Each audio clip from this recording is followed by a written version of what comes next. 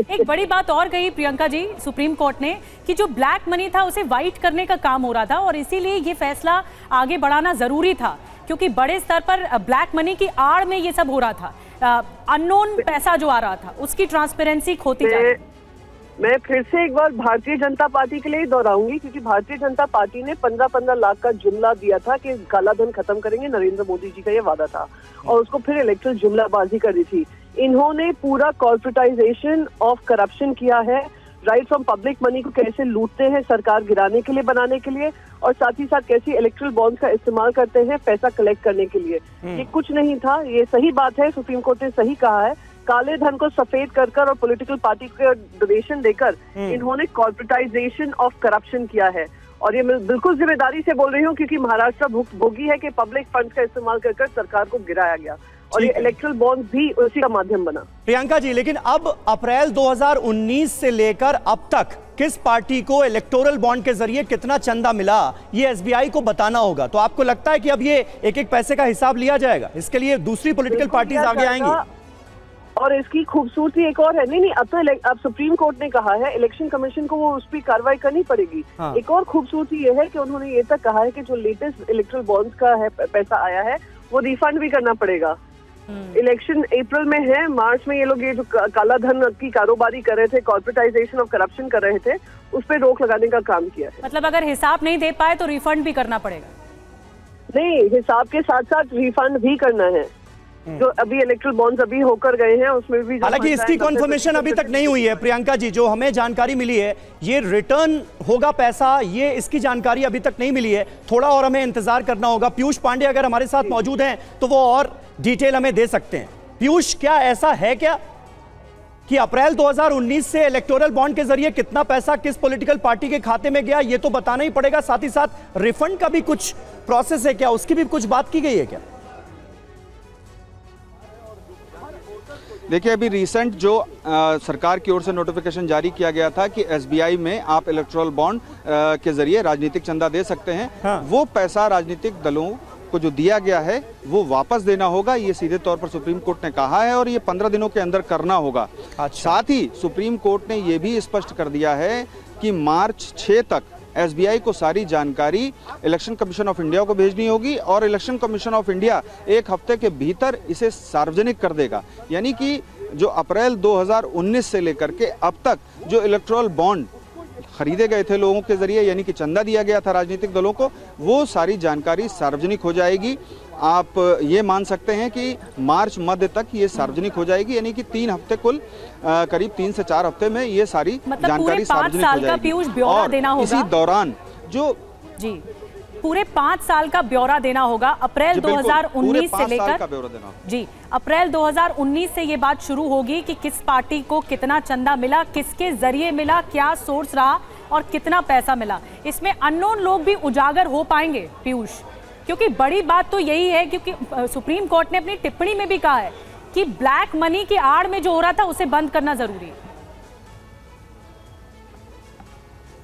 देखिए, जहां तक व्यवस्था का सवाल है कि इलेक्टोरल बॉन्ड में कोई अननोन व्यक्ति पैसा दे सकता है या नहीं, तो ऐसी स्थिति बिल्कुल नहीं थी, उसमें साफ करना पड़ता था। ठीक है पीयूष, यहां पर थोड़ी देर के लिए आपको रोकना चाह रहे हैं। नलिन कोहली इस वक्त भारतीय जनता पार्टी के प्रवक्ता हमें ज्वाइन कर रहे हैं। नलिन जी, क्या कहेंगे? सुप्रीम कोर्ट ने इलेक्टोरल बॉन्ड स्कीम को ही असंवैधानिक करार दिया है, इसे रोक दिया है।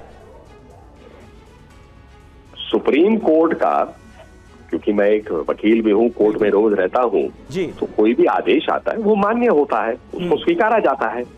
लेकिन विषय को देखिए, जजमेंट पढ़ के उस पर और एक गंभीर टिप्पणी आ सकती है, लेकिन मूल विषय ये जो स्कीम लाई गई थी सर की चुनाव की प्रक्रिया में पारदर्शिता हो, स्वच्छ पैसे हो, काला धन ना हो, उस प्रकार की चीजों को रोक करने के लिए लाया गया था। ऐसी एक सोच थी कि भाई जो व्यक्ति किसी एक राजनीतिक दल को पैसा देता है, चंदा देता है, उस पर दूसरे राजनीतिक दल का दबाव ना पड़े, इसीलिए उसकी आइडेंटिटी को प्रोटेक्ट की जाती थी।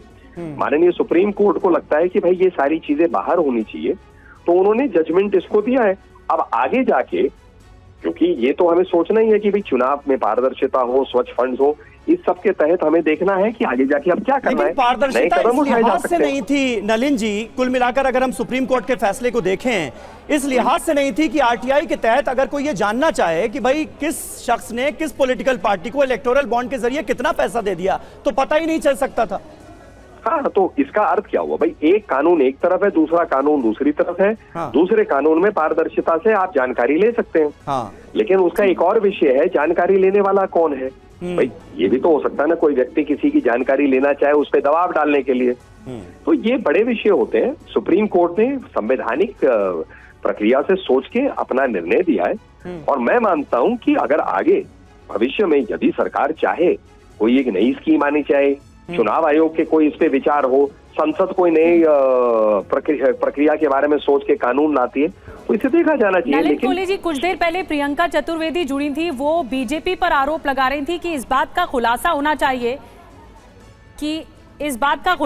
चाहिए कि कितना पैसा आया, हिसाब होना चाहिए।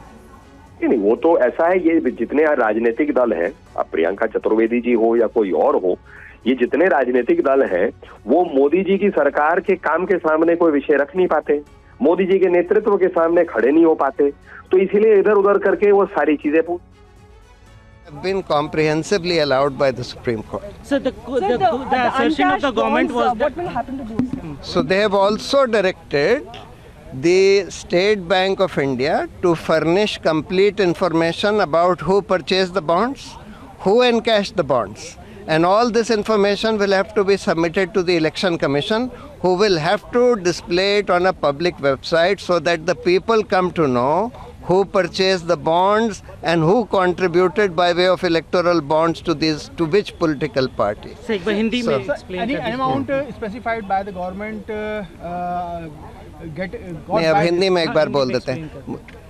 देखिए, आज एक बहुत ही महत्वपूर्ण फैसला सुप्रीम कोर्ट ने दिया, जिसका कि बहुत लंबा असर होगा हमारी पूरी चुनावी लोकतंत्र के ऊपर। उन्होंने ये इलेक्टोरल बॉन्ड की स्कीम कॉम्प्रिहेंसिवली स्ट्राइक डाउन कर दी है, ये कहते हुए कि इसमें जो एनोनिमस एलिमेंट इन्होंने लाया कि भाई किसी को पता नहीं लगे कि भाई ये इलेक्टोरल बॉन्ड किसने खरीदे और किसको दिए, ये बिल्कुल हमारे जनता के सूचना के अधिकार के खिलाफ है, जो कि एक मौलिक अधिकार है जनता का।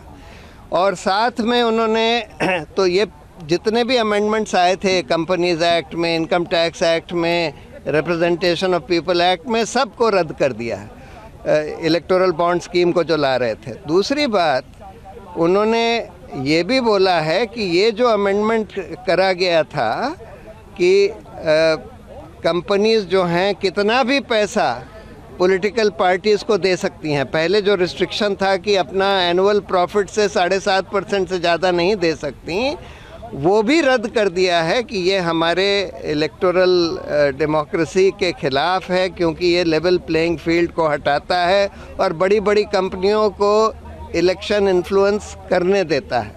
साथ में उन्होंने ये भी बोला है कि जितने भी इलेक्टोरल बॉन्ड्स खरीदे गए और जो जमा करे गए, पॉलिटिकल पार्टियों ने जो अपने खातों में जमा करे, उसका पूरा ब्यौरा स्टेट बैंक ऑफ इंडिया, जिसके पास ये सारी इन्फॉर्मेशन है, वो इलेक्शन कमीशन को दे और ये पब्लिक वेबसाइट पर डाला जाए, जिससे कि जनता को पता लगे कि किसने ये इलेक्टोरल बॉन्ड्स खरीदे और किस पॉलिटिकल पार्टी को दिए।